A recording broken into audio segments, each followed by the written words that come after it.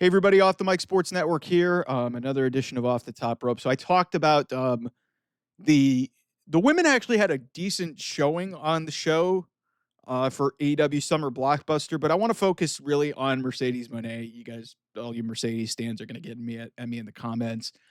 Um, I've been hanging on to this for a while, but just I've been noticing stuff, and the way that Mercedes has been booked since she got to AEW, and now here we are.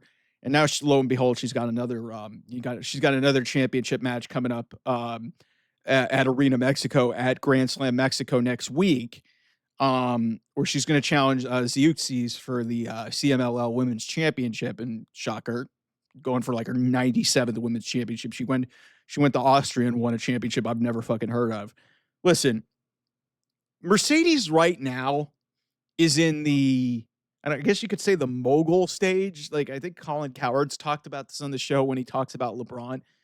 Mercedes is in this weird spot right now where, she wanted to get away from WWE because she felt she was underutilized and underappreciated. And, she was right. So she left.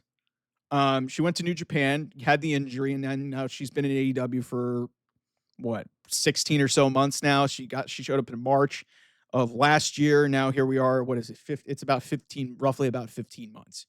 So she's literally done she's never lost a match. She's won just about every conceivable championship imaginable. And I've just basically said it's literally done nobody good other than Mercedes. And it's like, she's just cashing in on accomplishments, and she's checking off her bucket list at this point, because all the things that she wants to do in her career, go wrestle bangers, wrestle all over the world, wrestle in Japan, win every championship, be the standard bearer in the top of the division, which she never really was thought of in WWE, which I understand. And she's just kind of just running through all these things. And if you watch her do any of the stuff that she's done, it does not feel, and maybe this is just me, and I know people are just going to attack me, it does not feel like she is really invested in anything that she is doing. I'm sorry, guys, she feels checked out. Whenever she does a live promo, she plays the hits, say hello to your CEO, all this other stuff. She's eating dinner, she's having a glass of wine. Like, she got paid money, she got the bag, more power to her, and now she's, making money. And she's at the top of the division. She's going to be in the greatest women's match of all time, even though it doesn't feel like that. And, more power to her. She can do whatever the fuck she wants. I think she's a great wrestler. I think she's really shown to be overrated as a character. And maybe what I've started to think about is what was going on in WWE? Was WWE protecting her, or is she just kind of checked out? Does she not care? Did she just take the money and run? And Tony is such a mark that he's just booking her. And, maybe she's got creative control and she's, become Mercedes Hogan. I don't know. But the reality of the situation is this. I know one thing to be indisputably true. Mercedes is going to end up back in WWE. She even said it the week that she showed up in AEW. You guys can go back and look it up. She said at some point she wants to go back to WWE. I think this is a stage. I think this is a phase. She's not going to be there she may be there for a couple more years or something like that. Who knows? But at some point, Mercedes Mone will be back in WWE. Everybody's acting like, oh, hey, Bayley's been mistreated. She'll end up, and obviously now she's coming back in a big angle. She'll end up in AEW with Mercedes at some point. Guys, I think it's more likely Mercedes ends up back at WWE before Bayley goes to AEW. I really do, because it's just, the more I've watched Mercedes perform, and she can have a good match with a plastic bag or a paper bag. Like, she could have a good match with just about anybody. I mean, she couldn't get it out of Britt Baker because there was just a lot of disconnection there. But more often than not, Mercedes will deliver in the ring. But when it comes to the other elements of professional wrestling, she just feels checked out. Like, I even watch her promo backstage. I saw people clipping it on the internet, and I was just like, holy crap, she sounds like the most inauthentic and uninvested character in all of professional wrestling.